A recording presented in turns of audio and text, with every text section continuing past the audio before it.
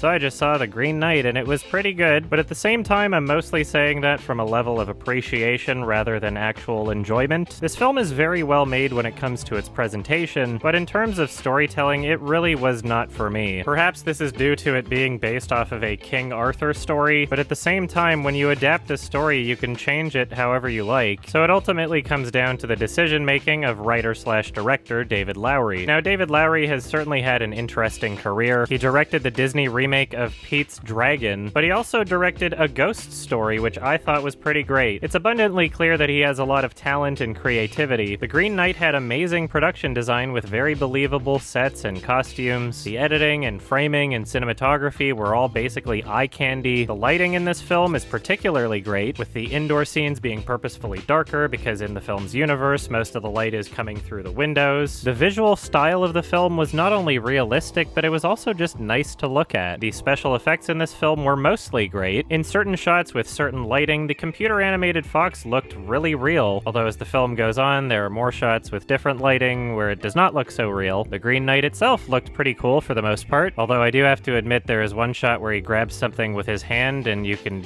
see the rubberiness of the glove that he's wearing, and, you know, it's not wood, it seems like rubber, so that kind of ruined it for one shot, but whatever. The music in this film was fantastic, it's well composed, and the tone never felt conflicting with what was being shown on screen. On a pure level of filmmaking craftsmanship, I love what was happening in this film, but the story was so fucking boring to me. I didn't give a single shit about any character in this movie, and there are several scenes in this film where Dev Patel will meet a new character or several characters, and they'll have a scene together, and it'll go on for a while, and then he'll be like, okay, bye-bye, and then they're gone. And not once did I feel like, yeah, this was a scene that justified this character's existence in the movie. Like, every single thing that happened in this film felt utterly pointless to me. I'm honestly confused as to what the point of even telling this story is. Because if I'm not going to get anything out of it from a straightforward narrative sense, I'd at least like to get something out of it from a symbolic or thematic sense. And I'm sure that there are interpretations that I would enjoy reading, but I don't want to watch through the entire film again just to maybe start understanding what the point of making it even was. I really love the tone and presentation of this film, but I honestly just need something more than that if I'm going to enjoy it fully. If they had just written in a few more interesting beats here and there, then I probably would have enjoyed it much more. But as it is right now, it just feels like nothing really happened. And if I'm going to watch a film purely for tone and presentation without considering story, then there are better options for that. Koyaanisqatsi is an amazing film that comes to mind, and even though there's no actual narrative in that film, it is so much easier to interpret and understand what they were going for and why it was made. It doesn't have any characters or dialogue, but it is so much deeper than The Green Knight. I know, they're completely different films with completely different goals, but still. My point is that if I'm going into something for purely the audio-visual experience, The Green Knight is nowhere near the top of that list. If you were able to enjoy the narrative storytelling of this film, then that's great, and I'm glad you did. As for me, I really needed something more. All things considered, this movie is still good, I'm just never gonna see it again. So check this one out if you want, and I'm giving this one a 6 out of 10. I also saw a movie called Pig. This movie stars Nicolas Cage and Alex Wolff, who I didn't even really recognize until the movie was almost over. This film is marketed as though it's some kind of John Wick movie, but it's really not. This is more of a drama, comedy, character movie, I guess. Nicolas Cage's performance was really good, and Alex Wolff's was not the worst. What's funny is that because I didn't recognize him, I was just thinking, oh, okay, they can only afford one name actor in this movie, and I just assumed he was some random nobody and that this was his first movie ever. But nope, it's just Alex Wolff, and every movie he's in, he gives a performance where it feels like it's his first movie ever. It wasn't terrible, and it didn't ruin the film, but it certainly did not feel experienced. Regardless of performance, the dynamic between these two characters was really watchable. In some ways, this almost feels like a buddy adventure movie, although using the word adventure might be overselling this film on its scale. This movie definitely feels low budget, but given the story they're telling, it didn't really need to be a huge spectacle. Would I have enjoyed a larger scale film? Sure, but I also understand what this movie was going for. It's a film with very interesting and watchable characters, and although it's mostly dialogue, there are some really great and memorable scenes. The film has a good sense of humor, and it seems to be pretty self-aware about what it is. At 92 minutes, the film is also fairly low commitment, and the ending of this film is certainly not for everybody, but I got a lot out of it. It was memorable, and it left me with things to chew on. The overall style and presentation of this movie was serviceable, but not anything super special. It wasn't terribly shot, the music was inoffensive, there There wasn't any element of this film that I was blown away by, but it all worked for what it was trying to do. This movie is no masterpiece, but it was very digestible and easy to enjoy. Anyway, if this sounds interesting to you, then check it out. And I'm giving this one a 7 out of 10. Get mad if you love The Green Knight. Sorry, it's a different movie. There are different movies going for different things. Sorry, I know you might not like seeing this getting a 7 out of 10 when I just gave The Green Knight a 6 out of 10. Maybe you enjoyed The Green Knight a lot, but sorry, these are my ratings, so bye-bye.